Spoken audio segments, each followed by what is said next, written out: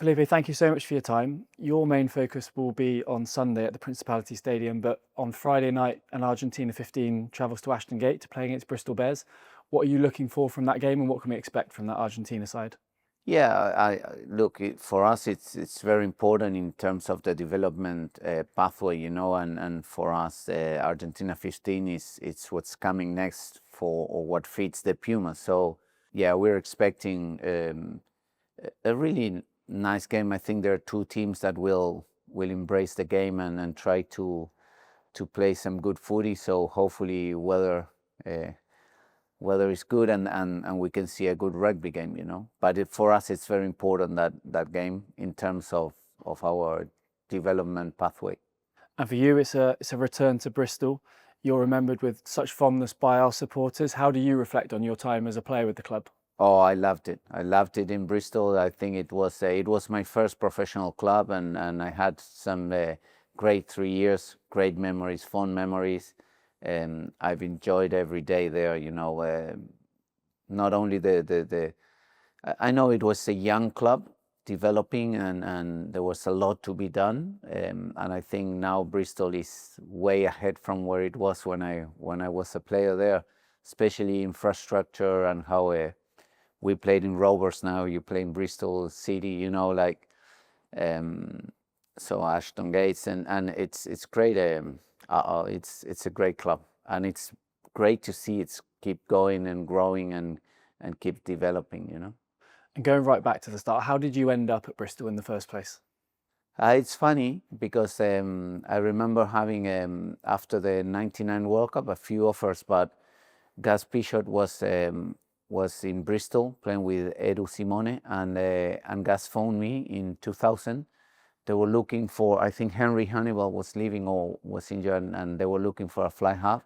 And I was starting to do my first strides in the national team, like as a starter. But at the same time, I was studying medicine. And I was way ahead in my career. So it was a tough decision. But Gus phoned me and he said, "This is real. It's serious. You want to be an..." And I said, "Well, I'd rather take my chances." And I signed for 1 year, and then they resigned me for 2 more. So it was great. And after you left Bristol, you went on to achieve some great things in rugby. But how key was that spell to your development as a player? Yeah, it was key. It was key. It was fundamental because I think, especially in England, at that time it was way ahead of some other countries in terms of professionalism, and it really touched me. It gave me that sense of preparation, how to prepare, how to be a professional. Although it was like, again, nowadays it's completely different to what it was 25 years ago, but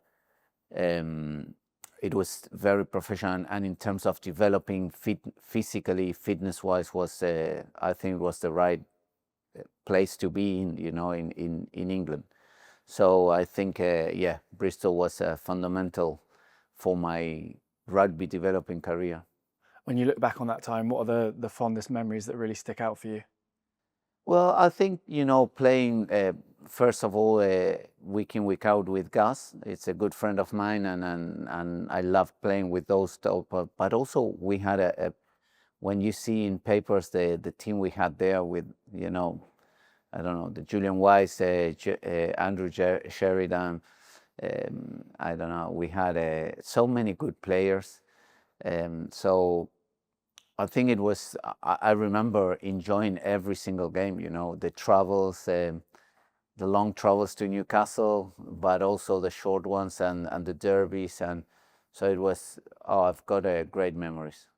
One of the memories that will stick out for supporters, and you're probably bored of talking about this, was the try and the celebration against Northampton that still gets replayed lots now. What are your memories of that particular? Yeah, well, it's. I remember it was a very short in-goal area, and I don't know if the Northampton guy I nailed the try, but then it sort of pushed me, or I couldn't stop, and I was lucky the door was open, so just I kept running and then sat down on the stand. But yeah, when you see it, it's one of those things. You're young, you're a bit you enjoy life in a different way, you know. Yeah, it's good celebration. I feel sometimes a bit ashamed I'm seeing it by myself, you know. I'd rather see someone else do it, but yeah, it was good. The supporters still speak about you and Gus and that partnership during that period. You seem to have a really good connection with the supporters during your time at the club. What do you remember of the fan base? I remember it was unbelievable. The supporters were great. I still sometimes even contact some of them. They contact me, but yeah, they were great. Also, as I say, it was a club developing, and it wasn't probably now it's much bigger than what it was on those days. But they've always been very, very good to us, you know, and maybe because we were slightly different, you know, Latins, and I don't know why, but they always looked after us. They treat us really well, and I've got the best memories from them. And I love this place, you know. It's a great place in the world, the western part of England, and Bristol itself. It's a great city, you know. So, yeah.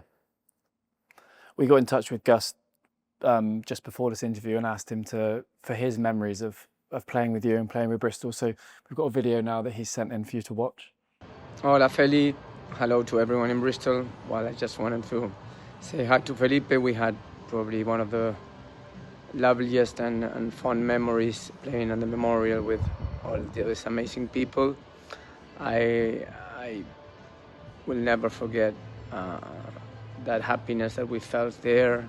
I will have fond memories from the supporters clubs, Felipe and myself meeting exceptional people like Tony that had a Cornish pasty shop there. And I think the memories that we have is about people, of what we engage and walking around Bristol, Clifton, and just receiving all the love from everyone after each game, even we won or we lost. I was very proud to captain the club, and I will always cherish those moments, and playing with one of my best friends in rugby, that was Felipe. We went on then to do great things for Argentina, and I think it all started in Bristol. So again, we'll always be thankful to the club, to the supporters, and to my friendship with Felipe. Thank you, and enjoy the game on Friday. I think it's Friday night. And Felipe, hope to see you soon. Probably see you in a couple of weeks in the UK. Ciao. Yeah. Yeah, it's no, it's great. You know, like I think he touched a few, remind me a few memories. I think, look, I've always been grateful because it was, to be honest, it was him who called me. He was established player for Argentina, and it was you know, he was playing for Bristol. Look, and I've always been grateful for what he did in my career. But yeah, and look, it's as a 10 playing with, and I like a running style of footy. So playing with a 9 like us was a privilege. You know, was a privilege. And I also remember, it reminds me there, Tony. I lived with him 3 months, and we have that he had that Cornish pasty hat, and I remember sometimes when he was missing some of his stuff, we go and help him on a Sunday when the football was there in Rovers. We were the sellers, you know, like we were helping him. Yeah, it was funny. You two on the pitch seem to have such a good connection. Was that because you see the game the same way and wanted to play the game the same way? More than we see it the same way, we feel it the same way. Sometimes we see it differently, and thanks God you didn't understand English here, Spanish, sorry, because we swear to each other a lot. But that was the way of us communicating, with the way we felt it. They were very Latin way of feeling the game and running the game, you know. And yeah, I think it was, for me, it was a great help, because although I've studied English in a bilingual school and so on, I was like, still for me, it was like a lot of, you know, playing in the heat of the game. You know, we still talk in Spanish, and we swear in Spanish to each other. So that was easy, or easier. And fast forward to nowadays, in your coaching capacity, with the number of Argentinian players that are currently at Bristol, you have a new connection with the club. How does that relationship work with yourself and Pat, talking about the progress of the players that we've got at Bristol? No, it's been great. I think Pat has been unbelievable in terms of we try to create that. I think it's very important to have, especially for Argentina, that we have all the players playing in Europe, or most of the players, to have good connections and good communication with the coaches, the SNCs, the medics.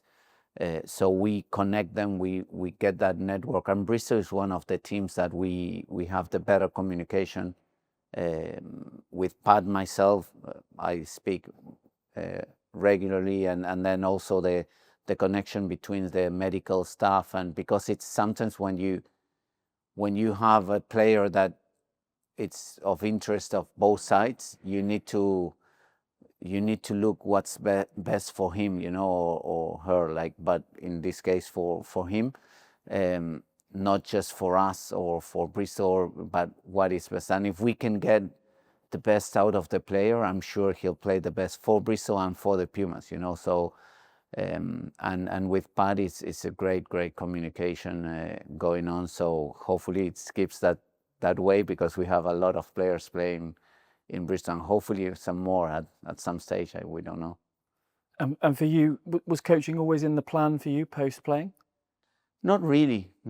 I think I never thought what I was going to do in terms of rugby wise after being a player. And actually, well, I'm a doctor, so I did a bit of medicine, but then I think for me the best way or the purest way of feeling the game is on the pitch, inside the pitch.